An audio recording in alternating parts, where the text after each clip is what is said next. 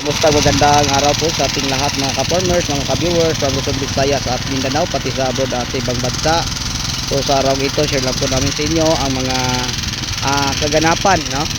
So yan, kita nyo mga ka-farmers, nag-lamprey po kami gamit ang trailer. So sobrang tigas kasi alam nyo, 4 na buwan kapin, walang ulan din sa ating area. So farm 1 natin, buti nga doon sa farm to, inuulan tayo. And then may nagmawer sa ilalim po ng ating taniman ng ampalaya. Doon banda nakatanim ang ating talong. Ang iba namutol ng kawayan.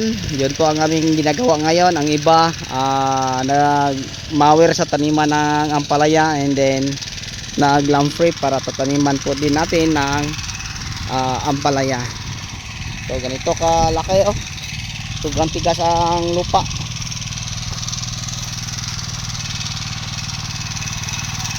So yun po ang ating ginagawa.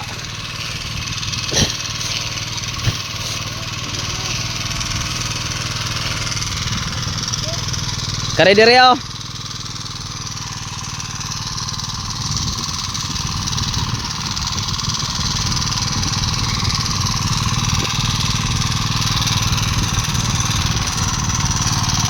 So yun lang po ang aming gamit din pang durog.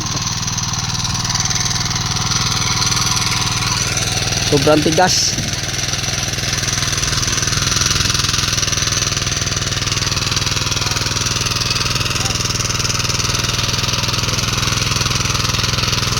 Yan ang mga puging operator.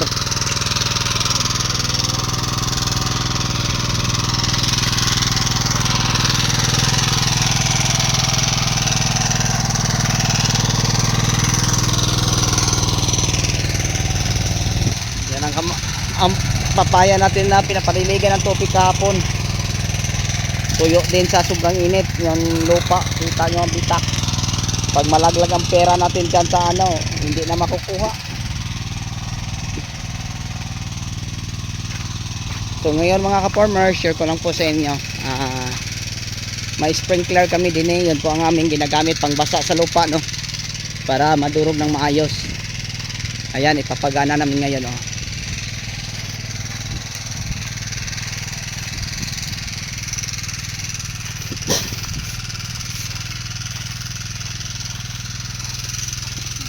ayos na yan.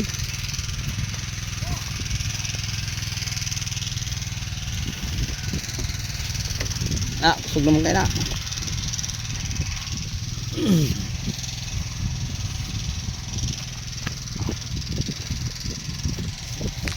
Doha ka nana yung gamiton.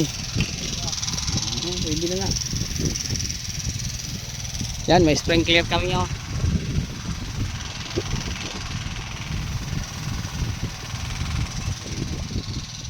Hindi lang namin ginagamit. Ito lang.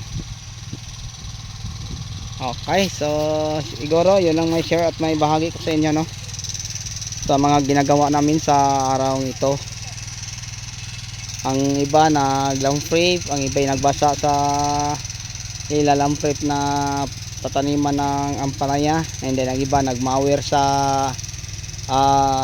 ampalaya, yung damo, and ang iba naman ay nandyan namutol ng kawayan. So yun po ang aming ginagawa mga ka-farmers, no, mga ka-viewers, mga subscriber sa araw ito. Okay, so bago tayo magtapos, may love shoutout po sa lahat ng mga subscriber, mga viewers, share at commentators, sa inyong lahat. Maraming salamat po sa patuloy niyong pagsuporta sa ating munting YouTube channel.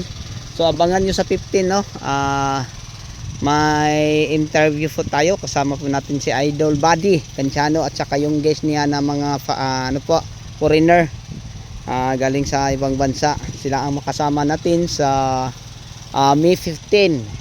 Kaya nga abangan ninyo, kasi siguro may marami siyang tanong sa atin mga ka-farmers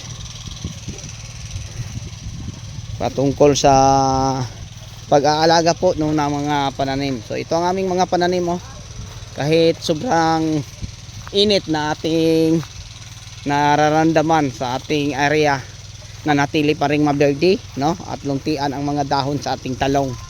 Kaya nga maraming nagtatanong kung bakit natin ito na napaganda na ganito kagandang tingnan. Yan o.